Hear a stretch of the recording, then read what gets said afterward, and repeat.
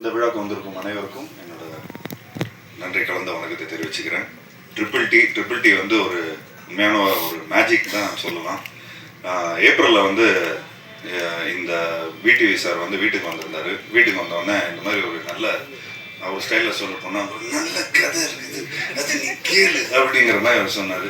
மலையாளத்துலேருந்து வேலை மீன் ஒரு டைரக்டர் பண்ணியிருக்காரு அப்படின்னு சொல்லி காலையிலே வந்துட்டார். வந்த உடனே சரி, எனக்கு அந்த படம் ஏற்கனவே பார்த்துருந்தேன். ஏற்கனவே அந்த படத்தையே எனக்கு வந்து திரும்ப ரீமேக் பண்ணணும்னு சொல்லி ஏற்கனவே அந்த ப்ரொடியூசரை வந்து காண்டாக்ட் பண்ணியிருந்தோம். பட் அது ஏதோ ஒரு வேலை கருதினால அப்படியே எங்களால் அப்படியே தட்டி போயிடுச்சு. அதுக்கப்புறம் திரும்ப டைரக்டர் லைனில் வந்தார். அதுக்கப்புறம் அந்த படத்தோட மியூசிக் டைரக்டர் விஷ்ணு விஜய் அவரையும் நான் காண்டாக்ட் பண்ணேன். ஏன்னா அந்த படத்தோட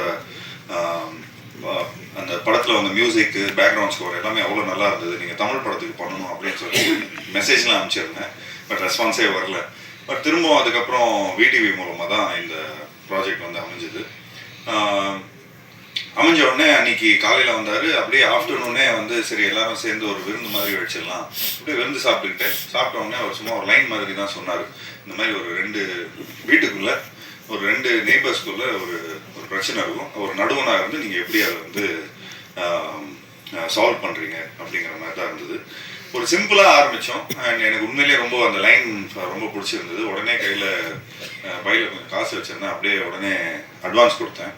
எனக்கு உங்கள் கூட ஒர்க் பண்ணுற ஆசை ரொம்ப இருக்குது. ஏன்னா உங்களோட ஃபேமிலி படம் எனக்கு ரொம்ப பிடிச்சிருந்தது. பெசில் ஜோசப் வந்து ஃபஸ்ட் டைம் அவர் வந்து ஹீரோவாக பண்ணார். அண்ட் அதுக்கப்புறம் பார்த்துட்டிங்கன்னா பெசில் ஜோசஃபோட கேரியரே எங்கேயோ போயிடுச்சு ஆஸ் அன் ஆக்டர். ஸோ எனக்கு இந்த டைரக்டரோட இந்த டீமோடய எனக்கு ஒர்க் பண்ணணும்னு ரொம்ப ஆசையாக இருந்தது. ஸோ அப்போது நானும் முத்துக்குமார், இந்த படத்தோட அசோசியேட் டைரக்டர், அவர் மதுரை சார்ந்தவர். ஸோ நான், முத்துக்குமார் அண்ட் வினிதா குமாரி, இவங்க 3 பேரும் நாங்களும் விடிவி அண்ட் நிதேஷ் கொடைக்கானலில் இந்த படத்தை வந்து பண்ணிடலாம். ஸோ இது வந்து 2 நெய்பர்ஸ்குள்ளே நடக்கிற ஒரு மேட்ரு. அப்படி இப்படின்னு நாங்கள் பேசிகிட்டே இருக்கிறோம். அப்படியே கதையும் டெவலப் ஆனால் கொஞ்சம் கிளைமேக்ஸில் வந்து கொஞ்சம் இன்னும் ஒரு பெரிய செட்டு போடுற மாதிரி ஒரு சீக்வன்ஸ் அமையுது. ஸோ இல்லை, கோடையில் பண்ண முடியாது, நைட் ஷூட்டு, மழை டைமு. ஸோ அதனால் அப்படியே கம்பத்துக்கு மாற்றுறோம். லொக்கேஷனை கம்பத்தில் போடுறோம். அந்த சக்தின்னு ஒருத்தர் தெரிஞ்சவர் இருந்தார். அவங்க ஃபேமிலியும் நல்ல பழக்கம் எங்களுக்கு. ஸோ அவங்க லைக் சரி அவங்க இருக்கிறாங்க. ஸோ அதனால் அவங்க தைரியத்தில் அங்கேயே வந்து அவங்க தெரிஞ்சவங்க இடத்துல ஒரு நல்ல ஒரு செட்டு போட்டோம். ஒரு சாதாரண செட்டாக தான் போடணுன்னு இருக்கணும். ஆக்சுவலி இந்த படம் வந்து நானும் முத்துவும் பேசிகிட்டு இருப்போம். ஒரு கல்யாணத்தை பண்ணிப்பார், ஒரு வீட்டை கட்டிப்பார், ஒரு கல்யாணத்தை பண்ணிப்பார் அப்படின்னு. இந்த படத்தில் 2மே பண்ணியிருக்கிறோம். 2 வீடு கட்டியிருக்கிறோம். 45 நாள் கல்யாண செட்டப்பை பண்ணியிருக்கிறோம். ஸோ கிட்டத்தட்ட பார்த்துட்டிங்கன்னா ஒரு டெய்லி இந்த பூ வேணும், பழம் வேணும், அது வேணும், இது வேணும், ஒரு கல்யாண செட்டப்புக்கான சாப்பாடு, காய்கறி, இந்த மாதிரி ஒரு சின்ன ஒரு பட்ஜெட் ஃபிலிமை தான் எடுக்கணும்னு பார்த்தோம். பட் அந்த ஆர்டிஸ்ட் சேர்ந்த உடனே, இந்த செட்டு போட்ட உடனே, கண்ணன் ரவி சாரும் இந்த படத்தோட ப்ரொடியூசர், அவர்கிட்ட தான் போய் இந்த கதையை நாங்கள் போய் பேசுகிறோம். ஸோ அவர்கிட்ட பேசினதுக்கப்புறம் நல்லா நீங்கள் செலவு பண்ணுங்கன்னு சொன்னோன்னே டேரக்டர் வந்து ஒரு பெரிய செட்டை போடுங்க அப்படின்ட்டாரு.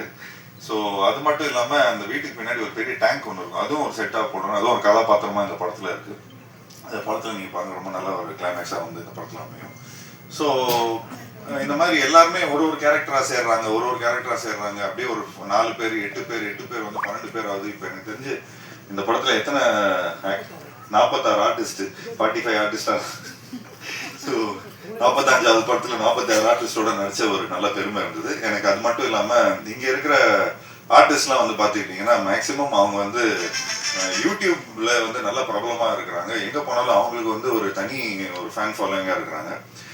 எங்களுக்கு வந்து இப்போ எப்படின்னா படத்தில் நடித்து ஒரு டைரக்டர் பண்ணி ஒரு டைலாக் பேசி அது வந்து திரும்ப சேட்டலைட்டை ரிலீஸ் ஆகி அதுக்கப்புறம் மக்கள் அதை பார்த்து அதுக்கப்புறம் அதை வந்து ஒரு ரசித்து அதுக்கப்புறம் ஃபேன்ஸாக வருவாங்க. பட் உள்ளே வரவங்க போதே இவங்க வந்து புகழும் நிறைய ஃபேன்ஸோட ப்ளஸ் என்ன சொல்கிறது, இங்கே இருக்கிற யூடியூபர்ஸ் பற்றி சொல்கிறேன், அவங்க ஃபாலோவர்ஸோட வராங்க. ஸோ அவங்களோட வந்து கான்ட்ரிபியூஷன் பார்த்துட்டிங்கன்னா அவ்வளோ பியூட்டிஃபுல்லாக வந்து படத்தில் அமையுது. அண்ட் டைரக்டர் அதுக்கேற்ற மாதிரி ரொம்ப நல்லா பியூட்டிஃபுல்லாக கதை எழுதியிருந்தார். ஸோ எல்லாம் ஒரு நல்ல யங் எனர்ஜி அண்ட் எல்லாரும் ஹாப்பியாக இருந்தாங்க செட்டில். ஆக்சுவலி ஒரு 45th டே எல்லாரும் ஷூட்டிங் முடிச்சு வெளியே போகும்போது எல்லாரும் கண்ணில் தண்ணி. அங்கே இருக்கிற ஊர் மக்கள் எல்லாரும் அவங்களும் வந்து இந்த படத்தில் நிறைய ஆர்டிஸ்டாக நடிச்சிருந்தாங்க, ஜூனியர் ஆர்டிஸ்டாக நடிச்சிருந்தாங்க. எனக்கு தெரிஞ்சு இப்போ எல்லாருமே லைவ்ல கூட பார்த்துட்டு இருப்பாங்க, எங்களுக்காக நல்லா ப்ரே பண்ணிட்டு இருப்பாங்க, நல்லா வாழ்த்தி அனுப்பிச்சாங்க. ரொம்ப அதாவது ஒருத்தவங்களுக்குலாம் சாமியே வந்துச்சு, அந்த அளவுக்கு ரொம்ப வாழ்த்தி அமைச்சாங்க. ஏன்னா இந்த படத்தில் எல்லாரும் அவங்கவுங்களோட பசங்க, அவங்கவுங்களோட லைக் இன்னும் கதாபாத்திரங்கள் எல்லாமே ஏதோ ஒரு விதத்தில் அவங்க வந்து இந்த படத்தில் ரிஜிஸ்டர் ஆவாங்க. ஸோ இந்த படம் மூலமாக நிறைய பேர் வந்து ஒரு லைக் இன்னும் அந்த சினிமாவில் வந்து இன்னும் ஒரு பெரிய ஒரு மைலேஜ் கிடைக்கும் இந்த படம் மூலமாக. ஏன்னா அந்தளவுக்கு எல்லாரும் ரொம்ப நல்லா பண்ணியிருக்கிறாங்க. ஸோ இந்த மாதிரி ஒரு கதையை அதாவது அழகாக இயக்கியிருக்காரு இந்த படத்தோட டைரக்டர் நிதேஷ். ஸோ எல்லாருக்கும் ஒரு யூனிக்னஸ் இருக்குது அண்ட் கண்டினியூஸாகவே என்டர்டெய்னிங்காகவும் இருக்கும். நாங்கள் எல்லாருமே ரொம்ப சீரியஸாக நடிச்சிட்டு இருப்போம். ஆனால் ஆடியன்ஸுக்கு வந்து இந்த படமே அவ்வளோ ஒரு கொஞ்சம் ஒரு ஃபன்னியர் சைடில் பார்ப்பாங்க. என்னடா இப்படிலாம் நடக்குமா அப்படிலாம் நடக்குமா அப்படிங்கிற மாதிரிலாம் இருக்கும். ஸோ எல்லாருமே ரொம்ப உண்மையாக நடிச்சிருக்காங்க. எல்லாம் தம்பிராம என்னெல்லாம் சொல்லவே வேணாம்.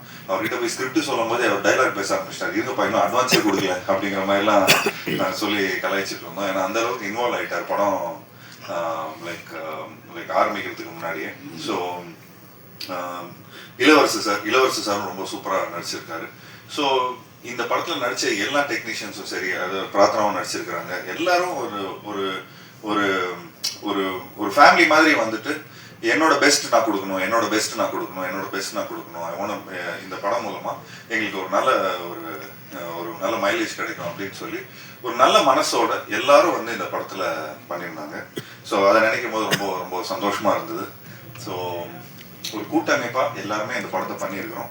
ஸோ நானும் என்னோட பங்களிப்பு ஒன்று இருக்குது. ஒரு கிரியேட்டிவ் ப்ரொடியூசர்னு அது எதுக்கு போட்டிருக்காங்கன்னு தெரியல, பட் கிரியேட்டிவாக எல்லா பீப்புளும் வந்து சேர்த்துருக்கிறோம். ஸோ அதை வந்து அண்ட் என்னோட சின்ன சின்ன நுவான்சஸ்லும் கொஞ்சம் சின்ன சின்ன ஐடியாஸ்லாம் கொடுத்துருந்தோம். அது இந்த படம் மூலமாக எனக்கு கொஞ்சம் ட்ரான்ஸ்ஃபார்ம் ஆகிருக்கு. மற்றபடி இந்த படத்தில் ஒர்க் பண்ண டெக்னீஷியன்ஸ் பப்ளு ஆகட்டும், இந்த படத்தோட சினிமாட்டோகிராஃபர், அவர் எனக்கு தெரிஞ்சு ஒரு 7-8 படம் பண்ணியிருக்காரு. எல்லா படமும் ஹிட்டு தான். அண்ட் இந்த படத்தோட மியூசிக் டைரக்டர் அவர் ஆழப்புல ஜிம்கானா, பிரேமலு, இந்த மாதிரி இந்த இங்கே இருக்கிற யூத்துக்கெலாம் ஜென்சிஸ்க்கெலாம் ரொம்ப பிடிச்ச ஒரு மியூசிக் டைரக்டராக இருக்கார். அண்ட் அவரோட பேக்ரவுண்ட் ஸ்கோர், அவரோட பாடல்கள் இந்த படத்தில் ரொம்ப ஒரு முக்கியமான ஒரு கதாபாத்திரமாக ப்ளே பண்ணியிருக்கு. அண்ட் இந்த படத்தோட எடிட்டர் அர்ஜுன் அண்ட் இந்த படத்தோட ஆர்ட் டைரக்டர் எல்லாருமே ஒரு பியூட்டிஃபுல்லாக பண்ணியிருக்கிறாங்க. ஸோ ஒரு நல்ல ஒரு புதுமையான ஒரு முயற்சி, ஒரு புது ட்ரீட்மெண்ட், ஒரு புது நெரேட்டிவ். இந்த நெரேட்டிவ் வந்து தமிழ் மக்களுக்கு ரொம்ப பிடிக்கும்னு நான் நம்புகிறேன். மக்கள் மட்டும் இல்லை, அதாவது நம்ம பக்கத்து ஸ்டேட்டு, இந்த ஆல் ஓவர் இந்தியாவுக்கும் பிடிக்கும்னு நினைக்கிறேன். ஸோ ஒரு சின்சியரான எஃபர்ட் கொடுத்துருக்குறோம் எல்லாருமே.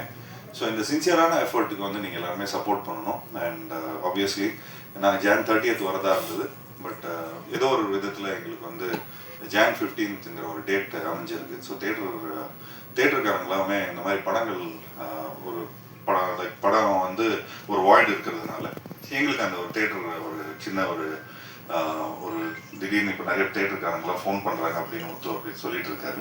ஸோ அதை நினைக்கும் போது சந்தோஷமாக இருக்குது. அதே மாதிரி வருத்தம் இருக்குது, இந்த மாதிரி ஜனநாயகன் படம் வந்து ரிலீஸ் ஆகலைன்னு. ஸோ பட் நாங்கள் எல்லாருமே வெயிட் பண்ணிட்டு இருக்கோம் அதுக்கு.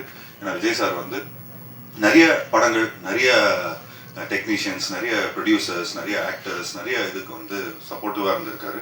இந்த லாஸ்ட் 25 years 30 yearsல வந்து நாங்களே வந்து 7-8 படம் பண்ணியிருக்கோம். ஸோ நிச்சயமாக எங்களோட சப்போர்ட் எங்களுமே அவருக்கு இருக்குது. அண்ட் ஆப்வியஸ்லி இந்த படம் ஜனநாயகனுக்காக நாங்களும் வெயிட் பண்ணிட்டு இருக்கோம். அண்ட் ஆப்வியஸ்லி இந்த படத்துக்கான ஒரு நல்ல ஒரு வரவேற்பு இருக்குன்னு நினைக்கிறேன். And last but not the least, இந்த படத்தோட ப்ரொடியூசர் பற்றி சொல்லி ஆகணும். நானும் முத்துவும் இந்த படத்தோட அசோசியேட் ப்ரொடியூசர் வந்து முத்து. நானும் அவரும் போய் கண்ணன் ரவி சாரை போய் பார்த்து ஒரு ஃபங்க்ஷனுக்காக போயிருந்தோம். அப்போ தற்சமயமெல்லாம் வந்து எனக்கு நிறைய படம் எடுக்கணும் அப்படிங்கிற மாதிரி சொன்னேன். நான் சொன்னேன், இப்போ ஒரு காம்பேக்டான ஒரு படம் இருக்குது சார், இந்த மாதிரி பண்ணுறீங்களா அப்படிங்கிற மாதிரி தான் நான் கேட்டோம்.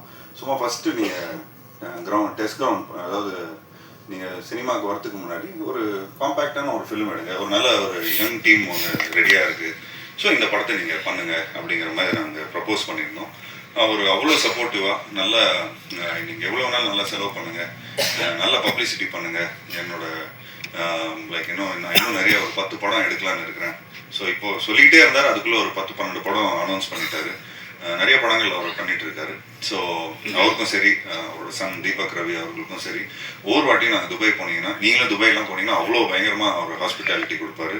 நிறைய பேர் அனுபவிச்சிருப்பாங்க அந்த ஹாஸ்பிட்டாலிட்டியை. அவரோட ஹோட்டல் பாராக்லேருந்து நம்ம தங்குற ஹோட்டல்லேருந்து எல்லாமே பார்த்துட்டிங்கன்னா ஒரு ஊர்லேருந்து நம்ம ஏதாவது ஃபாரின்க்கெலாம் போய் வேலை பார்த்தோம்னா சொந்தக்காரங்களாம் வந்தால் எப்படி சந்தோஷமாக வரவேற்பாங்க, வாங்க இப்படி சாப்பிடுங்க, அதை சாப்பிடுங்க, அதை சாப்பிடுங்க. ஸோ அந்த மாதிரி கண்ணன் ரவி சார் வந்து சொந்தக்காரங்களை எப்படி இந்த வந்து வரவேற்கிறாங்களோ, இந்தியாவிலேருந்து யாரெல்லாம் வராங்களோ அந்த அளவுக்கு ஒரு பியூட்டிஃபுல்லாக வந்து அவர் பார்த்துப்பாரு. அது மட்டும் இல்லாமல் நான் எந்த ஃபங்க்ஷன் போயிருந்தேன்னா எங்கள் அப்பாவுக்கு வந்து ஒரு சூப்பர் குட் ஃபிலிம்ஸ் வந்து இவ்வளோ வருஷமாக நான் படங்கள் பண்ணிகிட்டு இருக்காங்க. ஸோ ஒரு லைஃப் டைம் அச்சீவ்மெண்ட் அவார்டு வந்து துபாய் தமிழ் சங்கம் மூலமாக கொடுத்தாங்க. ஸோ அப்படி தான் எங்களுக்கு வந்து ஒரு இன்ட்ரொடக்ஷன் வந்தது. ஸோ அந்த தமிழ் சங்கத்தில் அவர் ஒரு மெயின் ஸ்பான்சராக இருந்தார். அவர் அவ்வளோ சினிமா மேலே லவ் இருக்குது, எங்கள் அப்பா மேலே இருக்கிற ரொம்ப ஒரு மரியாதை வச்சு இந்த எங்களோட ஃபேமிலிக்குள்ளே அவரும் ஒரு இந்த சினிமா ஃபேமிலிக்குள்ளே வந்து ஒரு அசோசியேஷனில் வந்திருக்காரு. ஸோ அவர் எங்களை நம்பி அவர் வந்திருக்காரு. ஸோ எந்த விதத்துலையுமே கரெக்டாக நாங்கள் ஓவர் செலவு பண்ணாமல் எந்த ஒரு தமிழ் சினிமாவுக்கு ஒரு ப்ரொடியூசர் உள்ளே வராங்கன்னா அவரை வந்து எந்த விதத்துலையும் நம்ம வந்து என்ன செலவு பண்ணோமோ அந்த செலவை வந்து அவ்வளோ பர்ஃபெக்டாக பண்ணி கொடுத்துருக்கோம், சிக்கனமாக இருந்திருக்கிறோம். அண்ட் அதே மாதிரி என்ன படத்தில் நீங்கள் தெரியுதோ அதுக்கான செலவு மட்டும்தான் இருக்கும். மற்ற வெட்டி செலவு எதுவுமே நாங்கள் எதுவும் பண்ணலை. ஏன்னா அவ்வளோ ப்ரிசைஸ்டாக இருந்தோம். அவ்வளோ டீமும் சரி, இங்கே இருக்கிற எல்லா டெக்னீஷியன்ஸும் சரி, எல்லாருமே அவ்வளோ ஒத்துழைப்பிச்சாங்க. ஸோ உண்மையிலேயே ஒரு சூப்பர் டீம்.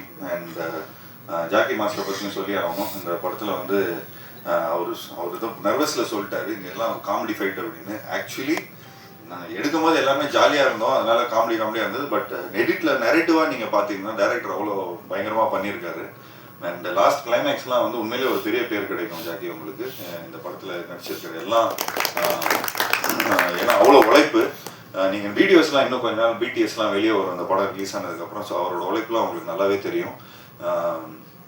அண்ட் எல்லா ஆர்டிஸ்ட்டும் நடிச்சிருக்கிறாங்க. அங்கே இன்னும் 2 ஆர்டிஸ்ட் இருக்காங்க பாருங்க, அவங்களே கொஞ்சம் வாங்க தெளிவா, வாங்க மேலே வாங்க தெளிவா, நீங்களும் மேலே வாங்க,